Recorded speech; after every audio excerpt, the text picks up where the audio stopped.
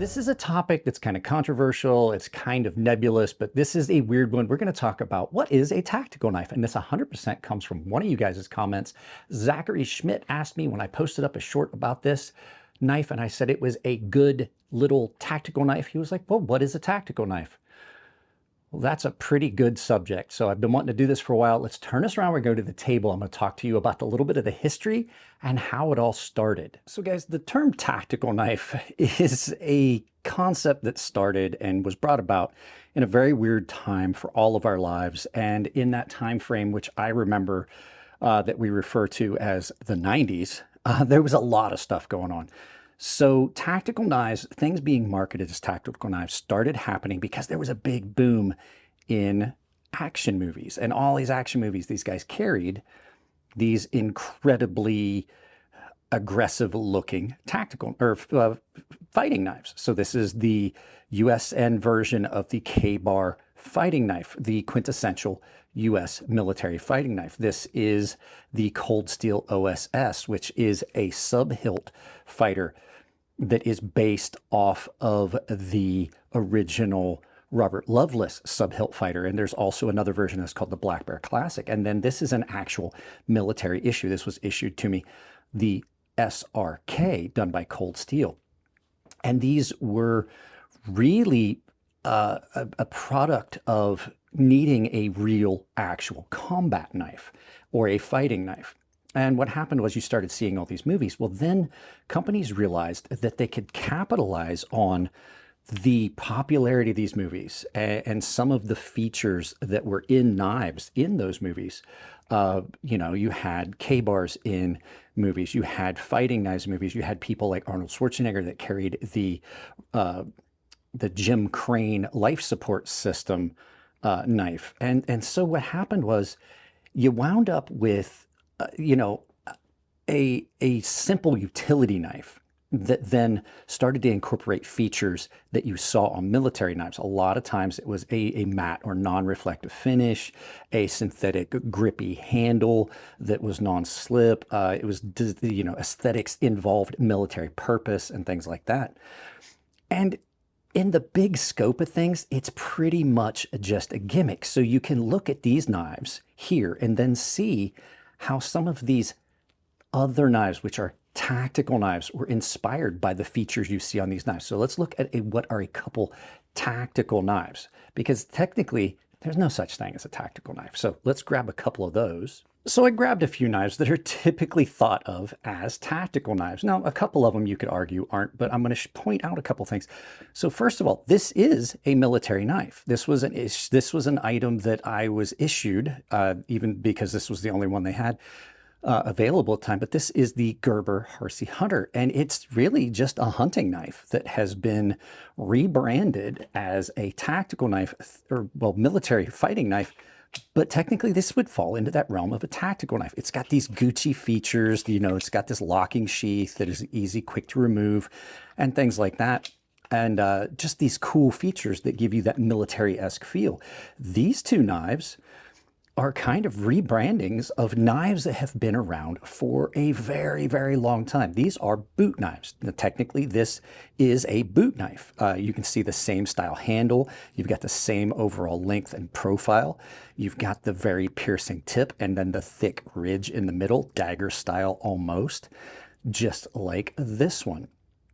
And these are now considered tactical knives, but they have been around. This design, the boot knife, has been around since the frontier days, like the 1800s. And then this has this very wasp waist styled handle, very similar to like the Fairbairn dagger or the Sykes or the Fairbairn, I can't remember, but the Sykes Fairbairn fighting knife, but then with just a boot knife style. And it's got these very military-esque appearance, which is what is the big predominant thing that you see in tactical knives. Now, this is the Reckart by Artisan. It's designed by Joe Flowers. And it is still a very tactical style looking knife. You can see all these things. It's got this big swedge going, fuller going down the middle on both sides. Very dagger style looking knife, really aggressive. It looks like it would be meant for military purpose. And the reason is that when you look up online, there's a definition here that I got from from Blade Magazine. It says the tactical knife exists at a crossroads between traditional utility knives and single-purpose military combat knives, combining features of both categories to create a type of knife that will fulfill many purposes as possible. For instance, many tactical knives have features inspired by larger military and combat knives, such as blade shape, assisted fast release mechanisms, as you saw in the Gerber, high-grade steel, and synthetic materials.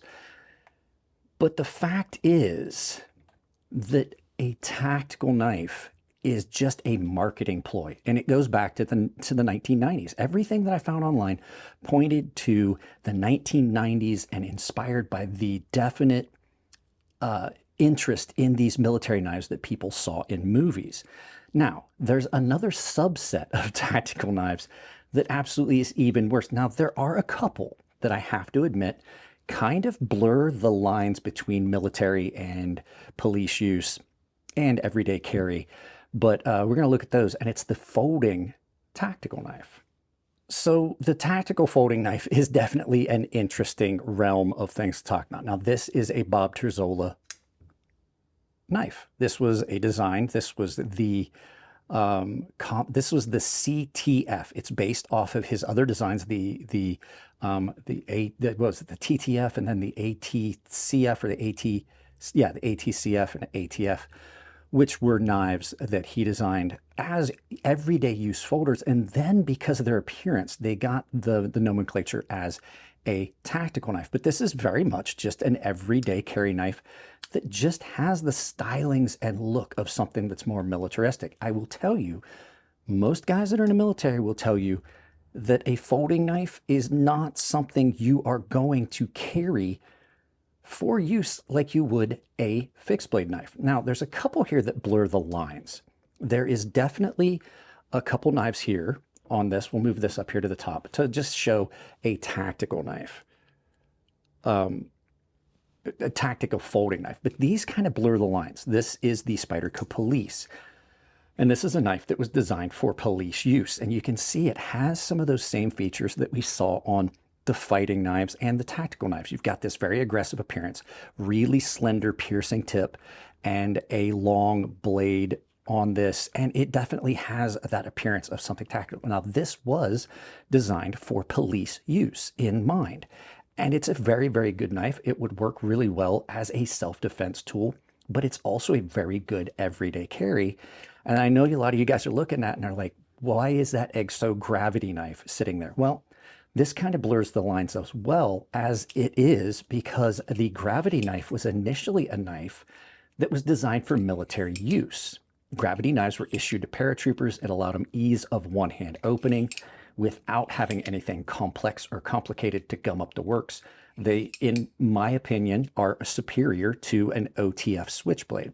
So these are just kind of the modern issue, the modern reissuance into civilian world of a knife that was a military use knife.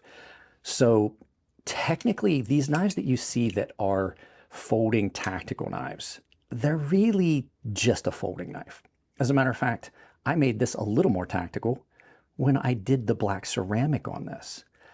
These are absolutely just a really good folding knife, but because of their appearance, they've gotten this association because of certain features that are very similar to the military knives and then other tactical knives that you saw, which were the fixed blades. But I want to point something out.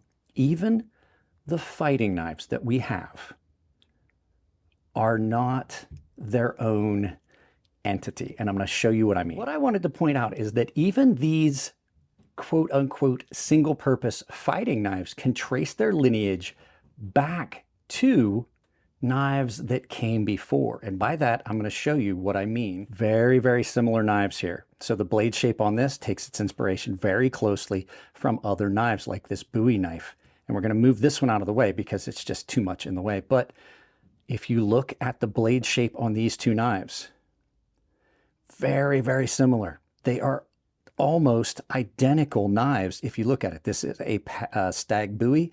The Bowie knife has been around since the frontier days, since the founding of this country. And you can see very, very similar overall. And then even more clearly, when you look at this USN K-bar versus the Buck 119 Classic, you can see the pedigree where these knives came from. These knives, even though they're listed as military fighting knives and things like that, can trace their heritage all the way back to knives that simply were a hunter's and woodsman's knife, like this Bowie knife. This is a smaller version of a Bowie, or this Buck 119 Special, which is simply a great outdoors knife. But you can see how similar these fall into that category. So the hype is actually just a marketing thing. There's no such thing as a tactical knife. There are fixed blade knives that have specific features that make them more appealing to military and police. And then there are knives that are based off of those. So there you go. Let's turn this around. We'll do some final thoughts and I'll send you out about your day. So with one final thing to say, I would like to give you guys a quote that was published in Blade magazine from Sal Glesher, knife cutlery and knife maker Hall of Fame. He said, "A tactical knife is any knife you have with you when you need a knife." So by that definition, any EDC knife you carry is a tactical knife. So with that being said, it's already been a long video. You guys know what to do.